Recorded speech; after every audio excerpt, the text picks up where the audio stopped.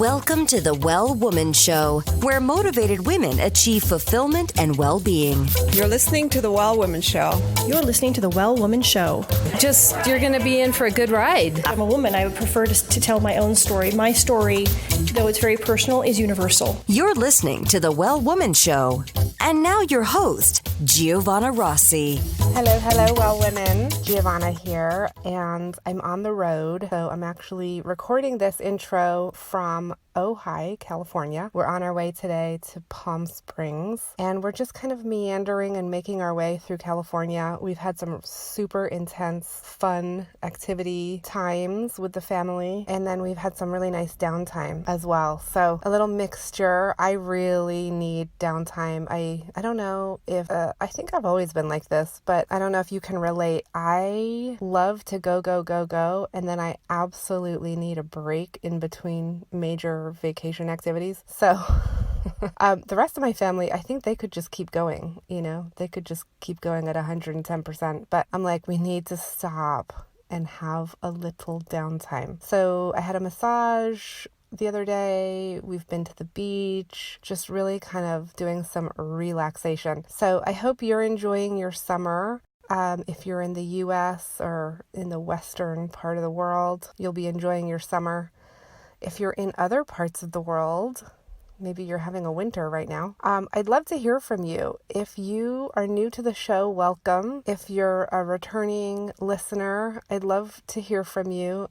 You can email me at info@wellwomanlife.com if you want to give me feedback on a show or suggest a topic for a show. And you can also go to iTunes and leave a review. That's super helpful as well. So today on the show, I'm super excited to introduce Cynthia Kane to the Well Woman community. She teaches men and women to change the way they communicate so they feel confident and connected in their interactions. She's the founder of the Kane Intentional Communication Institute and best-selling author of How to Communicate Like a Buddhist and Talk to Yourself Like a Buddhist. She has taught over 30,000 people how to speak consciously, compassionately, clearly, and concisely. On the show today, we talk about how to communicate in a more honest way, the power communication has in our lives and relationships, and how to communicate like a Buddhist. You can find all the information and links mentioned today at wellwomanlife.com/172show. You can also continue the conversation with us over in the Well Woman Life community group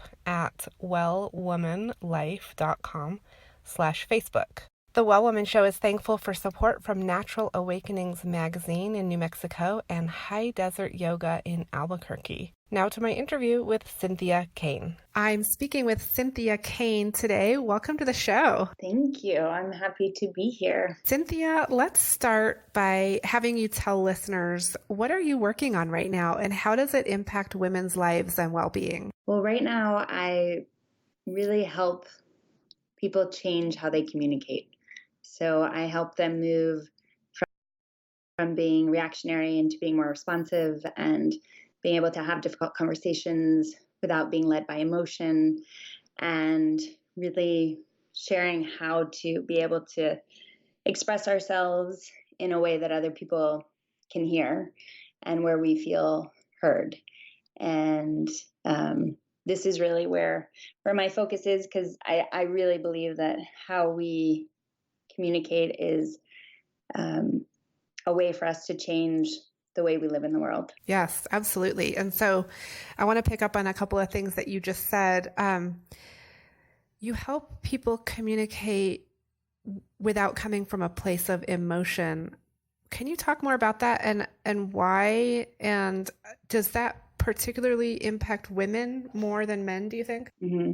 So in terms of why, so oftentimes the big thing that I hear from people that I work with is that they are led by emotion, right? In the sense that when we get worked up around something, or we're feeling frustrated or anxious or fearful, that ends up being our language, right? So if we're feeling judged or criticized in some way, our language is going to reflect that that emotion and potentially just lead us into having conversations that don't have a resolution, or that really just continue to keep us feeling stuck in the same place. And it's often those times too where, it's after the conversation where it's those moments we think, oh, I wish I hadn't said that, or if I could have just maybe been a little more relaxed, or if I would have stopped and I would have thought about what I was saying before I reacted, right? And so it's normal, and it's a human condition for us to react and be led by emotion, because that's really what our brains do. And so it often, though, has a tendency to lead us into more difficult interactions that we don't feel good in or don't respect afterwards. So the big piece is to let the emotion be there, right? To feel that frustration, potential anger, discomfort, and to learn how to connect alongside it, right? So you can be in kind of difficult interactions, or you can be in heated situations, or they're not even heated, but you can feel within your body that something is upsetting you.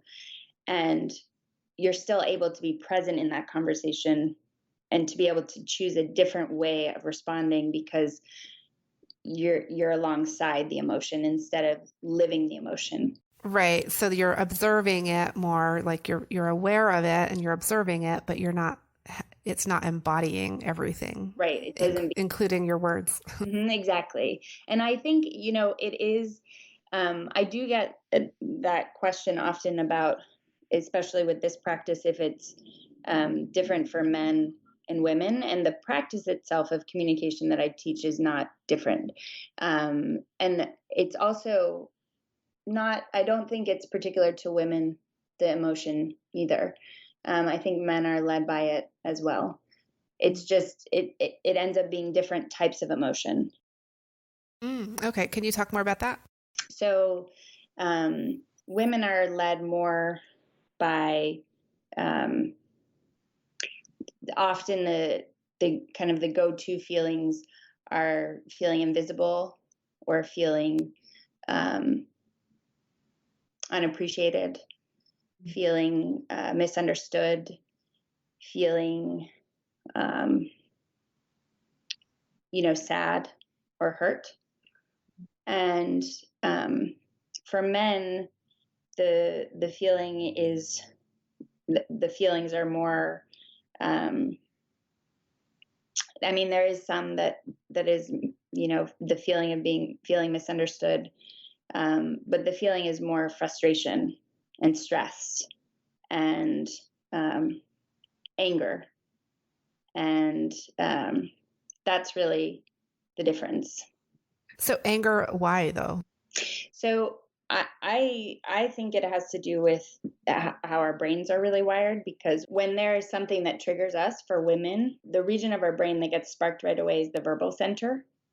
And that's why our first, reactions are really to just share and speak and over-explain potentially, or defend, right? And to talk. And for men, when they get triggered, it's within their action, like the physical action happens. So anger is a way, it's an emotion that can embody a physical action. And I think that, I think it has to do more with that. But in terms of identifying emotion, it's the same within both genders. And so, so this is interesting. So then you were very specific about the things that women might be upset about. But when it got to men, it's sort of like anger, and that all makes sense. I'm just wondering if we dig a little deeper as to the root cause of the anger. Is it actually, is it the same? Are they the same issues? Like not being understood, like you said, not being appreciated. Although I do agree that's probably more tends to be more experienced by women. But do you see what I mean, or the question I'm asking? And I believe that it is, because that's what we work we work a lot on figuring out what the core feeling is, right? That you are feeling, and feeling stupid and feeling invisible are similar in men and women. But I think what happens is that you have kind of like it's easier in the beginning for men to identify with kind of a more general emotion. Yeah. And it seems like I'm just really interested in maybe how gender stereotypes and also just socialization as women and men might impact what we're emotional about. So I would guess that men might get more emotional if somehow they think their role, as society has told them it should be, is somehow threatened. Mm-hmm. Mm-hmm. Yeah. It's also working with both men and women, what I find is I work with more women within their personal relationships, right? Within personal and family. And with men, it is more within work environments and within family as well. But it is a lot around, being socialized in certain ways to feel that, there needs to be a level of productivity or a level of, what is the word I'm thinking of? Provider. That's a big one. Yes, I was thinking that. Yeah, right. Like if somehow a man, it feels like they're failing at being the provider, that can trigger those emotions. Okay, so this is fascinating. And so you said that you work most of your work with women tends to be on the personal side, and that's very interesting because a lot of the work I do with women is on the work side. So like I'd be very interested in the communication style or tips that really that women use in the workplace that men that work for men but really don't work for women. Yeah, so that comes up a lot too, because a lot of the women I work with being told that they're either too direct within the workplace, too demanding within the workplace, and then on the opposite side of that, it's that they really need to learn how to express themselves more clearly and then be more direct, right? And so some need to learn how to, speak up more. And then others are being told to, kind of lessen that a little. Yes. Okay. And Cynthia, you bring a particular perspective, which I love, which is the Buddhist perspective. And a lot of your work in your book, How to Communicate Like a Buddhist and Talk to Yourself Like a Buddhist, a lot of what you're teaching is mindfulness practices. And so how has that been received in a more mainstream like work environment with men? Mm-hmm. It's been well received because I think it shows a different way of interacting, right? That helps men become more of who they are without it kind of, without judging or labeling or evaluating. Can you go over briefly here the 4 elements of right speech that you start out your book with? Mm-hmm. Yeah. So the elements of right speech, the way that I teach them are to tell the truth, don't exaggerate, don't gossip, and use helpful language.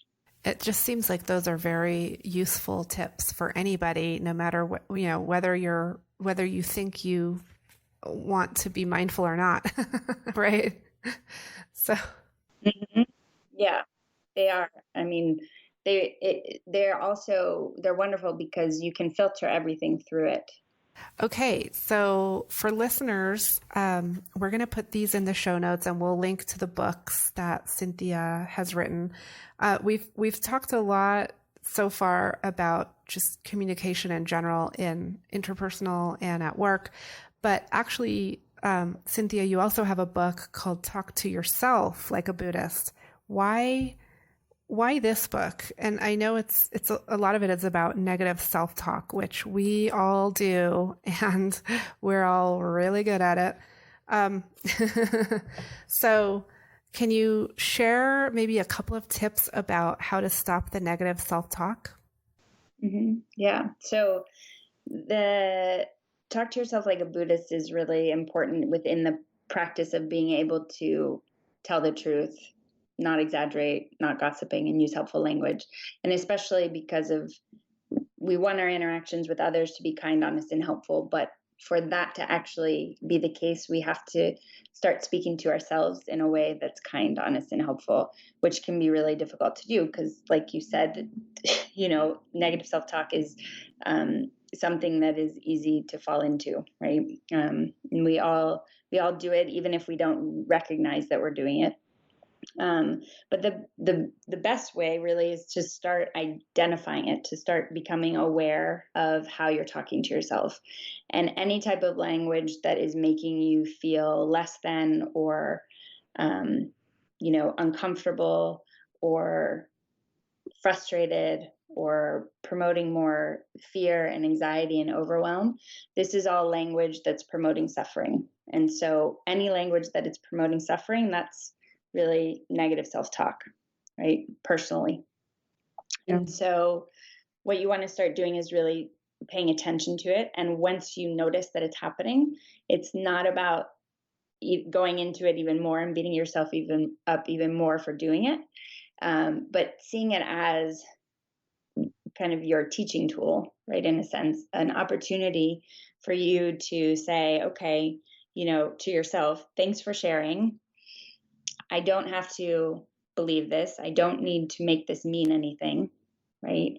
I'm just going to kind of move you to the side for the moment and come back to what I'm doing, whatever it is that I'm doing, right? To come back to the present moment. That's something that you can start to practice because that really helps within the moment that it's kind of running you down. Yeah. Right? Yep. So that takes practice because you have to, first of all, be aware that it's happening enough to stop the thoughts, right? And then set them aside and then detach yourself from them and say, okay, that's over there. And here I am. I don't have to believe all that. Right. I don't have to, become this thought. I don't, it's also, the process is really kind of understanding where the thought even comes from and identifying oftentimes that they're not even our own, right? And it's not really what we truly even believe. But it's that it is the moment that you just notice it is the beautiful moment, because that's when you get to decide whether you're going to believe it or you're going to say, thanks for sharing. I don't need to believe this right now. I'm going to come back to what it is that I'm doing. Okay, we're talking to Cynthia Kane today on the Well Woman Show. She's the author of Talk to Yourself Like a Buddhist and How to Communicate Like a Buddhist. And we'll be right back. This episode of the Well Woman Show is brought to you by Collective Action Strategies, supporting organizations that support women and families, and by Well Woman Life Movement Challenge Quiz, your resource for living your best life. If you're in burnout or major transition, this is your time to figure out what's holding you back from making the changes you need to make in order to live your fullest, most joyful life. The cause of all of our challenges, personal or professional, can actually be rooted in the lack of internal superpowers and or external supports. Our Well Woman Life Framework tells you which stage of the Well Woman life cycle you're in and what to do about it so you can truly live your best life. You can find out more at wellwomanlife.com/quiz. I'm so thankful for support from Natural Awakenings Magazine in New Mexico, a monthly green, healthy lifestyle publication, and for support from High Desert Yoga, promoting optimum physical health, clarity of mind, and spiritual inspiration for all. We're back with Cynthia Kane for this segment called Superpowers for Success. And Cynthia, I want to ask you a few quick questions. So this is a shorter, punchier segment where we get to know you as a woman and as a leader. And hopefully what you share helps listeners with their own challenges and successes in their lives. So the first question I have for you is, what does success in life mean? What does success in life mean for me? So success in life means for me that I get to help people change their relationships, right? In their personal life, with their family, at work, with their employers, employees, colleagues. And I get to share with others, really, and see others change the way they communicate. So for me, there's nothing better than working with people and sharing what I know personally has changed my life, right?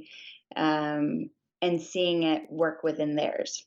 So success to me really looks like people interacting in a kind, honest, and helpful way, and knowing that, one person can change a conversation because it becomes really a ripple effect.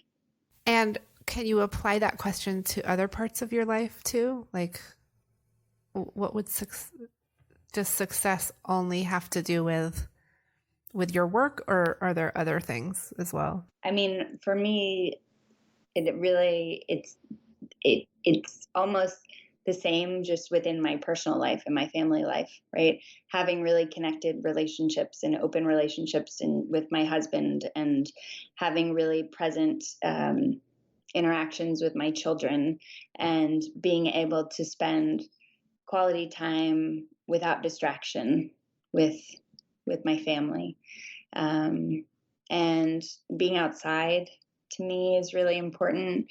So whenever I can, be able to enjoy walking and laying down in the grass and looking at the trees, that's also what success looks like to me. Really being able to be here and enjoy my time here, and making decisions that bring me more toward a life aligned with, what feels good for me. Okay. And Cynthia, when did you know you were really good at what you do? That's a great question. When did I know? I knew the moment that I started seeing results in other people. Really. I mean, It validated your work. Yeah. And I also knew, I think, when I really was able to give myself permission to do the work, right? Once I was able to say, I can do this, you've got this. Yes. It was almost as if it all opened up.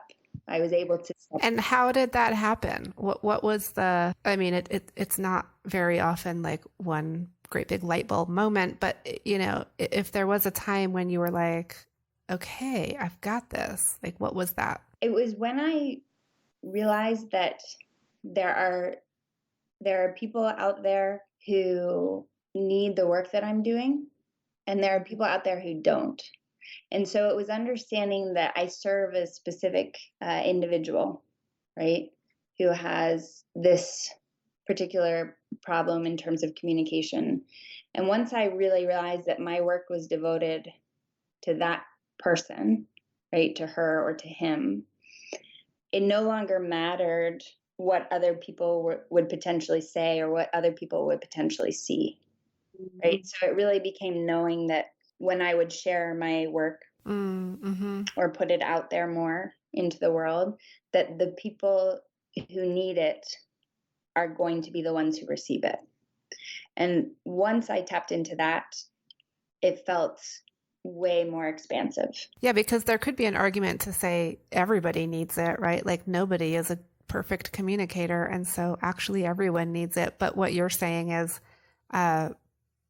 not everyone's ready, or, it's not your job to convince them that they should be doing it or that they're ready to do it. And so you're focusing on people who are ready. And the more I focus on those people and who I truly am here to serve, I feel the easier it becomes for me to really know that what I'm doing is helpful. Okay. Cynthia, can you describe a personal habit that contributes to your own well-being? And I'll just preface this by saying so many leaders and entrepreneurs and kind of movers and shakers have so much going on. I mean, we all have a lot going on, but how, there's usually a few things that people do that really keep them going, that refuel them, that re-energize them. And so what would one of those things be for you? Meditation for me is a big part of my life. It's really what it centers me. It keeps me present. It helps me become more responsive, and helps me to really focus on one thing at a time. And that to me is really important, my meditation practice. Okay. And what superpower did you discover you had only to realize it was there all the time? My superpower is really being able to see the possibilities in others that they don't see for themselves. So you've really always been able to do that, but you've honed in. Yeah, because I think about when I was younger and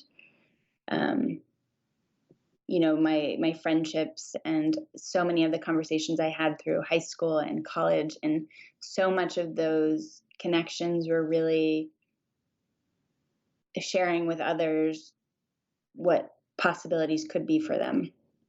And that translates today right into the work that I do, and really showing that it is possible to change the way that you communicate, even in those moments where you feel like it's impossible and that you've tried everything, right? But to show different ways of approaching, a topic that maybe you've just seen the same way over and over again.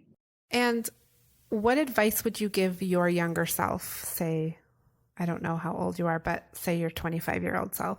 I would tell my 25-year-old self that I was exactly where I was supposed to be, because all of that was really leading me to where I am today, though I didn't know it. So all those moments of confusion, all those questions that I asked and really wanted answers to, but didn't have any answers to, I mean, not having the answer was actually the answer, I think. Yeah. And Cynthia, do you identify as a feminist? I do, yes. What does that mean for you? That means that to me, everybody is one, right? That we all want the same things. We want love, peace, joy, happiness, and for those to be what we come together on. All right. And last question for you. What are you reading right now? What's on your nightstand? What is on my nightstand? Well, I have a potty training book right now on my nightstand. Awesome. But I just started, it hasn't come out yet, but it's called The Blind Leap, and it's by Tamara Arnold. And she works a lot within energy healing for entrepreneurs. And so that's really interesting for me right now, is to understand how really paying attention to, the feelings and the sensations within the body, and how that can help you in the workplace, or it can potentially, hold you back. Yeah, but it all starts with awareness and mindfulness, right? Mm-hmm. Yeah, it does. Okay. Well, Cynthia, it has been such a pleasure having you on the show today. Thank you so much for having me. I really appreciate being here and all the work that you're doing. It's beautiful the way that you are opening up this space for women. Thank you. That's it for our show today. Remember, if you need support to live your Well Woman life, head over to wellwomanlife.com/Facebook to join us. Our monthly live event, Well Woman Drinks, brings women together to share our successes and challenges as women, leaders, moms, aunts, sisters, and all the other roles we carry. If you'd like to attend a Well Woman Drinks near you, or if there isn't one in your city yet and you'd like to start one, email info@wellwomanlife.com. If you enjoyed the show, please take a moment and subscribe in iTunes and leave a review. This helps raise visibility, which is super helpful when it comes to producing the show every week. For feedback, comments, or just to let me know you were listening today, find me on Facebook, Twitter, and Instagram @WellWomanLife. I'm Giovanna Rossi for The Well Woman Show. Until next time, have a super powerful week.